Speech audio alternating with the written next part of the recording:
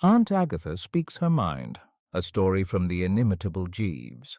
I suppose in the case of a chappie of really fine fibre and all that sort of thing, a certain amount of gloom and anguish would have followed this dishing of young Bingo's matrimonial plans. I mean, if mine had been a noble nature, I would have been all broken up. But what with one thing and another, I can't say I let it weigh on me very heavily.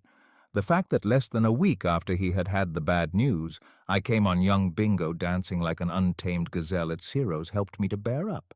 A resilient bird, Bingo. He may be down, but he is never out. While these little love affairs of his are actually on, nobody could be more earnest and blighted. But once the fuse has blown out and the girl has handed him his hat and begged him as a favour never to let her see him again, up he bobs as merry and bright as ever. If I've seen it happen once, I've seen it happen a dozen times. So I didn't worry about Bingo, or about anything else, as a matter of fact. What with one thing and another, I can't remember ever having been chirpier than at about this period in my career. Everything seemed to be going right.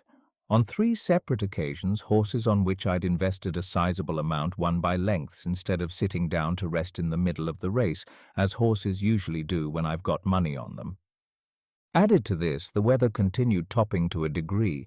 My new socks were admitted on all sides to be just the kind that Mother makes, and, to round it all off, my Aunt Agatha had gone to France and wouldn't be on hand to snooter me for at least another 6 weeks. And if you knew my Aunt Agatha, you'd agree that that alone was happiness enough for anyone. It suddenly struck me so forcibly one morning while I was having my bath that I hadn't a worry on earth that I began to sing like a bally nightingale as I sploshed the sponge about. It seemed to me that everything was absolutely for the best in the best of all possible worlds. But have you ever noticed a rummy thing about life? I mean the way something always comes along to give it you in the neck at the very moment when you're feeling most braced about things in general. No sooner had I dried the old limbs and shoved on the suiting and toddled into the sitting-room than the blow fell. There was a letter from Aunt Agatha on the mantelpiece. "Oh, gosh," I said when I'd read it.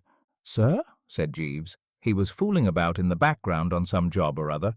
"It's from my Aunt Agatha, Jeeves, Mrs. Gregson, you know." "Yes, sir." "Ah, you wouldn't speak in that light, careless tone if you knew what was in it," I said with a hollow, mirthless laugh. "The curse has come upon us, Jeeves. She wants me to go and join her at, what's the name of the dashed place, at Roville-sur-Mer? Oh, hang it all." "I had better be packing, sir?" "I suppose so." To people who don't know my Aunt Agatha, I find it extraordinarily difficult to explain why it is that she has always put the wind up me to such a frightful extent. I mean, I'm not dependent on her financially or anything like that. It's simply personality, I've come to the conclusion.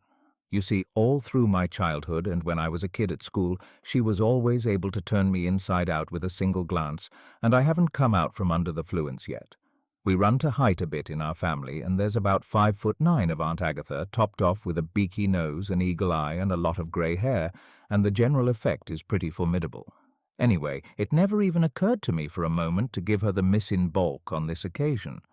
If she said I must go to Roville, it was all over, except buying the tickets. "What's the idea, Jeeves? I wonder why she wants me." I could not say, sir. Well, it was no good talking about it. The only gleam of consolation, the only bit of blue among the clouds, was the fact that at Roville I should at last be able to wear the rather fruity cummerbund I had bought 6 months ago and had never had the nerve to put on. One of those silk contrivances, you know, which you tie round your waist instead of a waistcoat, something on the order of a sash, only more substantial. I had never been able to muster up the courage to put it on so far, for I knew that there would be trouble with Jeeves when I did, it being a pretty brightish scarlet. Still, at a place like Roville, presumably dripping with the gaiety and joie de vivre of France, it seemed to me that something might be done. Roville, which I reached early in the morning after a beastly choppy crossing and a jerky night in the train, is a fairly nifty spot where a chappie without encumbrances in the shape of aunts might spend a somewhat genial week or so. It is like all these French places, mainly sands and hotels and casinos. The hotel which had had the bad luck to draw Aunt Agatha's custom was the Splendid, and by the time I got there wasn't a member of the staff who didn't seem to be feeling it deeply. I sympathized with them. I've had experience of Aunt Agatha at hotels before. Of course, the real rough work was all over when I arrived, but I could tell by the way everyone grovelled before her that she had started by having her first room changed because it hadn't a southern exposure, and her next because it had a creaking wardrobe, and that she had said her say on the subject of the cooking, the waiting, the chambermaiding, and everything else with perfect freedom and candour. She had got the whole gang nicely under control by now. The manager, a whiskered cove who looked like a bandit, simply tied himself into knots whenever she looked at him. All this triumph had produced a sort of grim geniality in her, and she was almost motherly when we met. "I am so glad you were able to come, Bertie," she said. "The air will do you so much good, far better for you than spending your time in stuffy London nightclubs." "Oh, I said. "You will meet some pleasant people too. I want to introduce you to a Miss Hemmingway and her brother, who have become great friends of mine. I am sure you will like Miss Hemmingway.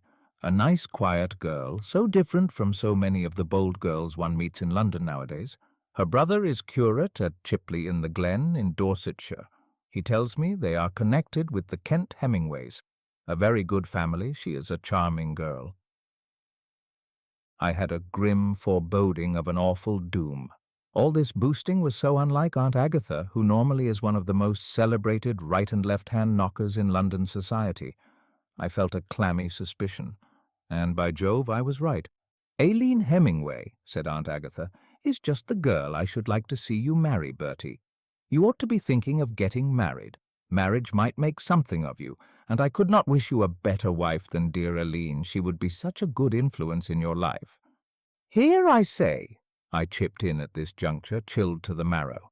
"Bertie," said Aunt Agatha, dropping the motherly manner for a bit and giving me the cold eye. "Yes, but I say, it is young men like you, Bertie, who make the person with the future of the race at heart despair. Cursed with too much money, you fritter away in idle selfishness a life which might have been made useful, helpful, and profitable. You do nothing but waste your time on frivolous pleasures. You are simply an antisocial animal, a drone. Bertie, it is imperative that you marry. But dash it all, yes, you should be breeding children to—" "No, really, I say, please," I said, blushing richly. "Aunt Agatha belongs to 2 or 3 of these women's clubs, and she keeps forgetting she isn't in the smoking room." "Bertie," she resumed, and would no doubt have hauled up her slacks at some length had we not been interrupted. "Ah, here they are," she said. "Aline, dear." And I perceived a girl and a chappie bearing down on me, smiling in a pleased sort of manner.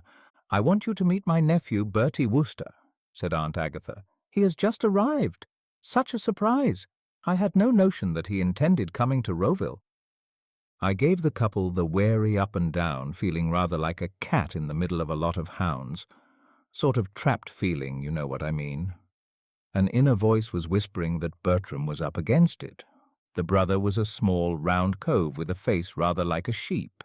He wore pince-nez, his expression was benevolent, and he had on one of those collars which button at the back. "Welcome to Roville, Mr. Wooster," he said. "Oh, Sydney," said the girl. "Doesn't Mr. Wooster remind you of Canon Blenkinsop, who came to Chipley to preach last Easter?" "My dear, the resemblance is most striking." They peered at me for a while as if I were something in a glass case, and I goggled back and had a good look at the girl. There's no doubt about it. She was different from what Aunt Agatha had called the bold girls one meets in London nowadays. No bobbed hair and gaspers about her.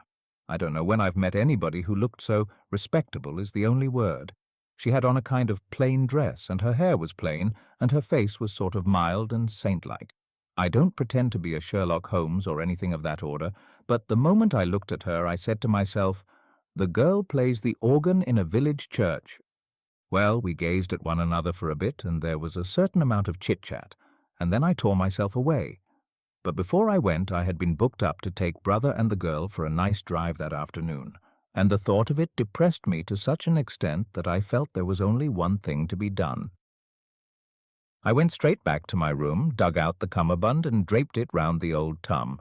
I turned round and Jeeves shied like a startled mustang. "I beg your pardon, sir," he said in a sort of hushed voice. "You are surely not proposing to appear in public in that thing?" "The cummerbund?" I said in a careless, debonair way, passing it off. Oh, rather. I should not advise it, sir. Really, I shouldn't. Why not? The effect, sir, is loud in the extreme. I tackled the blighter squarely. I mean to say, nobody knows better than I do that Jeeves is a mastermind and all that, but dash it, a fellow must call his soul his own. You can't be a serf to your valet. Besides, I was feeling pretty low, and the cummerbund was the only thing which could cheer me up. You know, the trouble with you, Jeeves, I said, is that you're what's the word I want? Too bally-insular. You can't realize that you aren't in Piccadilly all the time. In a place like this, a bit of colour and touch of the poetic is expected of you. Why, I've just seen a fellow downstairs in a morning suit of yellow velvet. Nevertheless, sir, Jeeves, I said firmly, my mind is made up. I am feeling a little low-spirited and need cheering. Besides, what's wrong with it? This cummerbund seems to me to be called for. I consider that it has rather a Spanish effect, a touch of the Hidalgo, sort of Vicente Blasco what's-his-name stuff, the jolly old Hidalgo after the bullfight. Very good, sir, said Jeeves coldly. Dashed upsetting, this sort of thing. If there's one thing that gives me the pip, it's unpleasantness in the home, and I could see that relations were going to be pretty fairly strained for a while, and coming on top of Aunt Agatha's bombshell about the Hemmingway girl. I don't mind confessing it made me feel more or less as though nobody loved me. The drive that afternoon was about as mouldy as I had expected. The curate chappie prattled on of this and that. The girl admired the view, and I got a headache early in the proceedings which started at the soles of my feet and got worse all the way up. I tottered back to my room to dress for dinner, feeling like a toad under the harrow. If it hadn't been for that cummerbund business earlier in the day, I could have sobbed on Jeeves's neck and poured out all my troubles to him. Even as it was, I couldn't keep the thing entirely to myself. I say, Jeeves, I said, sir, mix me a stiffish brandy and soda. Yes, sir. Stiffish, Jeeves, not too much soda, but splash the brandy about a bit. Very good, sir. After imbibing, I felt a shade better. Jeeves, I said, and sir, I rather fancy I'm in the soup, Jeeves. Indeed, sir? I eyed the man narrowly, dashed aloof his manner was, still brooding over the cummerbund. Yes, right up to the hocks, I said, suppressing the pride of the Woosters and trying to induce him to be a bit matier. Have you seen a girl popping about here with a parson brother? Miss Hemmingway, sir, yes, sir. Aunt Agatha wants me to marry her. Indeed, sir? Well, what about it? Sir? I mean, have you anything to suggest? No, sir. The blighter's manner was so cold and unchummy that I bit the bullet and had a dash at being airy. Oh, well, tra-la-la, I said. Precisely, sir, said Jeeves, and that was, so to speak, that.